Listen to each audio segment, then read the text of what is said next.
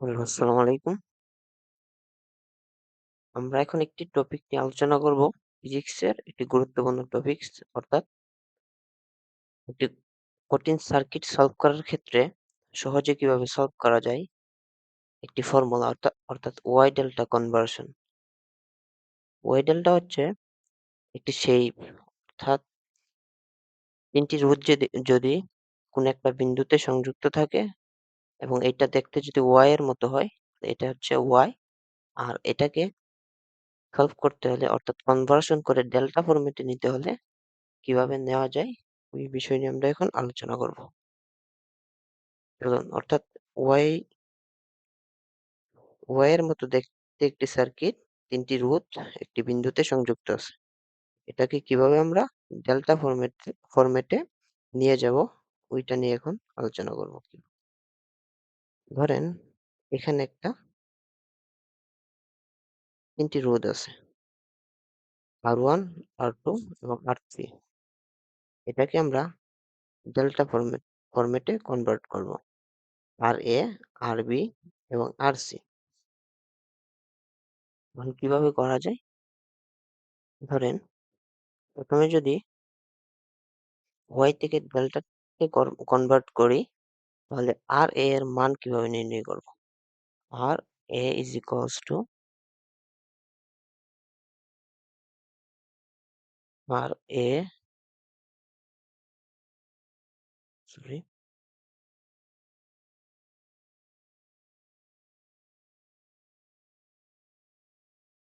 R A is equals to R এর এক পাশে আছে R1 এবং আরেক পাশে আছে R2, এর বিপরীতে আছে R3, অর্থাৎ নিচে হবে R3, উপরে হবে R1, R2 plus R2, R3 plus R1, R3। আবার আর বি বের করতে হলে একইভাবে আর বি এর বিপরীতে আছে R2 এবং পাশে আছে R1 এবং R3, নিচে হবে R2 এবং উপরে আগেরটার মধ্যে R1, R2 plus R2, R3 plus R1, R3। একইভাবে RC হবে, RC এর পাশে আছে R2 এবং R3 এবং বিপরীতে আছে R1, R1 এর উপরে হবে R1, R2 plus R2, R3 plus R1, R3। এটা হচ্ছে সূত্র। আবার যদি ওয়াই ফরম্যাট থেকে ডেল্টা ফরম্যাটে কনভার্ট করি, এটা হচ্ছে ওয়াই থেকে ডেল্টা ফরম্যাটে কনভার্ট করার সূত্র। এখন যদি ডেল্টা ফরম্যাট থেকে ওয়াই ফরম্যাটে কনভার্ট করি, তাহলে সূত্র হচ্ছে যদি R1 নির্ণয় করি, R1 ইজ ইকুয়ালস টু উপরে হবে R1 এর পাশের দুইটা রোধ এবং নিচে হবে সবগুলা রোধের যোগফল। R1 এর পাশে আছে RA এবং RB, উপরে হবে RA ইন্টু RB এবং নিচে হবে সবগুলা রোধের যোগফল অর্থাৎ RA plus RB plus RC। একইভাবে R2 ইজ ইকুয়ালস টু নিচে হবে সবগুলার যোগফল RA plus RB plus RC। আর উপরে হবে R2 এর পাশে দুইটা রোধ অর্থাৎ RA এবং RC, RA RC। R3 এর ক্ষেত্রে R1 প্লাস R2 সরি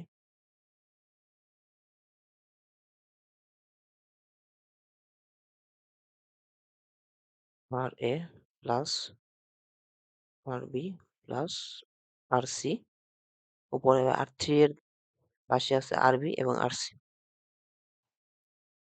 আরবি ইন্টু আরসি। প্রথমটা হচ্ছে ওয়াই ফরম্যাট থেকে ডেল্টা ফরম্যাটে কনভার্ট করার সূত্র।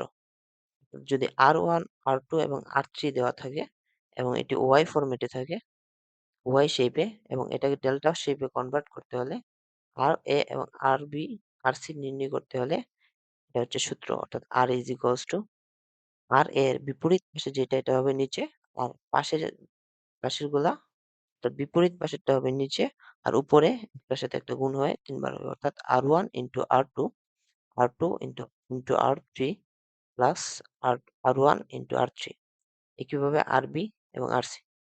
আবার যদি ডেল্টা ফরম্যাটে দেওয়া থাকে শেপটা, আমরা যদি ওয়াই শেপে কনভার্ট করতে চাই, অর্থাৎ ডেল্টা ফরম্যাটে যদি আর এ, আর বি এবং আর সি তিনটা রুট দেওয়া থাকে, এটাকে ওয়াই ফরম্যাটে কনভার্ট করতে হলে R1, R2, R3 তিনটা রুট ধরলে R1 হবে R1 এর পাশে দুইটার, উপরে হবে R1 এর পাশে দুইটার গুণফল, এবং নিচে হবে ডেল্টা ফরম্যাটে থাকা তিনটি রোধের যোগফল, একইভাবে R2 এবং R3। এখন আমরা একটি সার্কিট সলভ করব।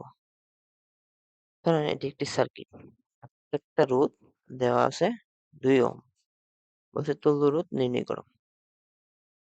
এই ক্ষেত্রে এই রোধের সাথে, অর্থাৎ প্রত্যেকটা রোধ কোনটার সাথে কোনটা শ্রেণী অথবা সমান্তরাল স্পষ্টভাবে বোঝা যাচ্ছে না। এই 2 ওহম রোধের সাথে এই 2 ওহম রোধ কিভাবে সংযুক্ত আছে স্পষ্টভাবে বোঝা যাচ্ছে না।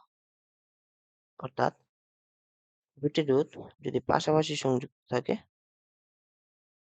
R1, R2, সেটা হচ্ছে শ্রেণী। আর যদি দুটি রোধের দুই প্রান্ত পরস্পরের সাথে সংযুক্ত থাকে, এটা হচ্ছে সমান্তরাল। কিন্তু যদি এই দুইটি R1 এবং R2 রোধের মাঝে অন্য কোনো একটা এলিমেন্ট যুক্ত থাকে, তাহলে এটাকে আর শ্রেণী সমবায় বলা যাবে না। অর্থাৎ যেকোনো দুইটা রোধের দুই প্রান্ত পরস্পর যুক্ত থাকলে সেটা হবে শ্রেণী, কিন্তু মাঝে অন্য আলাদা কোনো একটা এলিমেন্ট যুক্ত থাকলে এটাকে শ্রেণী বলা যাবে না। একইভাবে সার্কিটে যদি লক্ষ্য করি, এই জায়গাতে এই বিন্দুতে 2 ওহম রোধ, এই 2 ওহম রোধ এবং এই 2 ওহম রোধ যুক্ত আছে। সুতরাং তিনটি এলিমেন্ট যুক্ত একটি জাংশন তৈরি করে। এই জাংশনকে শ্রেণী অথবা সমান্তরালভাবে আইডেন্টিফাই করা যায় না। তাই আমরা এই সার্কিটটা সলভ করতে হলে ওয়াই ডেল্টা কনভার্সন এর সাহায্য নিতে হবে। আসুন আমরা সার্কিটটা সলভ করি। সেক্ষেত্রে স্পষ্ট দেখা যাচ্ছে এই 2 ওহম রোধ এবং এই 2 ওহম রোধ পরস্পর শ্রেণীতে, তাই শর্ট করে শ্রেণীতে লিখে নিলাম। এবং এই 2 ওহম এবং এই 2 ওহম রোধ শ্রেণী সমবায়ে সংযুক্ত। এই 2 ওহম 2 ওহম মিলে 4 ওহম, অর্থাৎ 4 ওহম রোধ এবং 4 ওহম রোধ শর্ট করে নিলাম সার্কিট। এবং উপরের গুলো কিভাবে লাগানো আছে। এখন এটাকে সলভ করব। ধরি এটা একটা বিন্দু, এ বিন্দু, এটা হচ্ছে বি বিন্দু।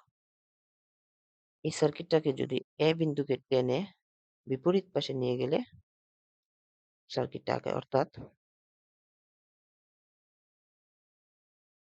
এ বিন্দুটাকে ধরেন বি বিন্দুর জায়গায় রেখে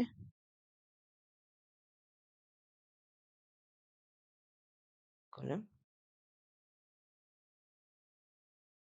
বি বিন্দু,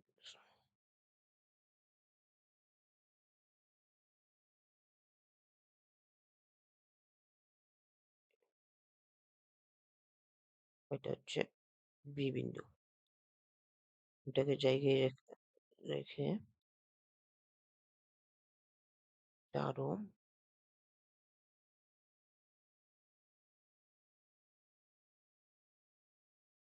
এটা হচ্ছে 4 ওহম,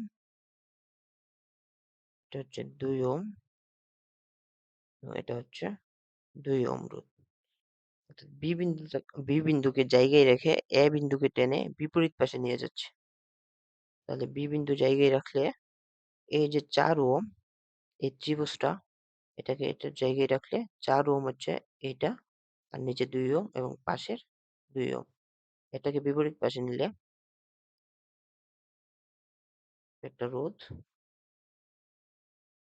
এটা একটা রোধ। এটা হচ্ছে এ বিন্দু। এইটা হচ্ছে 2 ওহম, এইটা হচ্ছে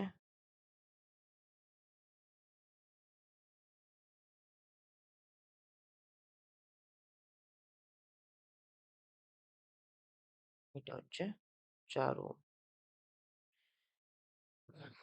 এখন সার্কিটটা যদি দেখি এখানে ২ টাই ডেল্টা ফরম্যাটে আছে এবং এই বিন্দুর দিকে লক্ষ্য করলে এটাকে ওয়াই ফরম্যাটে নেওয়া যায়।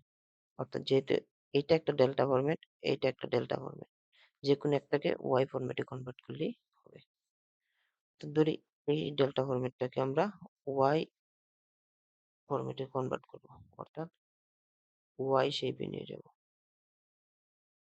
তাহলে এটা একটা এই জায়গাতে মিলিত হয়। এইটা, এটা।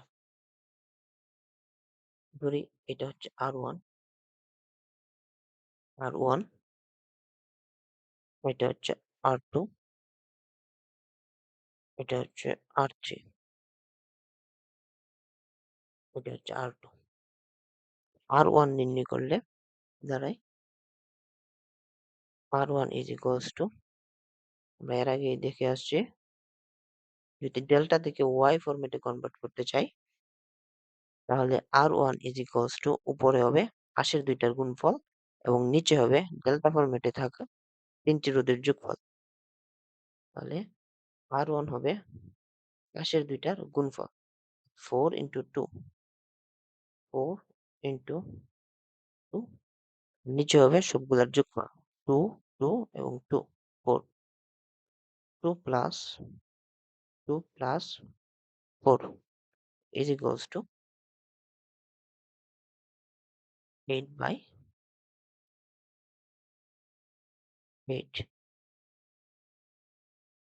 equals to 1 ohm। আবার একইভাবে R2 যদি বের করি,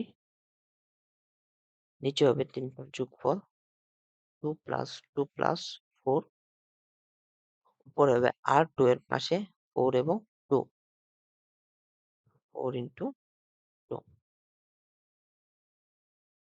পাশে হচ্ছে একইভাবে উপরেরটা নিচেরটা সেম, যে 1 ওহম। আবার R3 বের করলে, যদি R3 বের করি, R3 is equals to, নিচে 3টার যোগফল হচ্ছে 2 plus 2 plus 4, আর উপরে হচ্ছে R3 এর দুই পাশে কোনটা আছে 2 এবং 2, 2 into 2, উপরে দাঁড়ায় 4, নিচে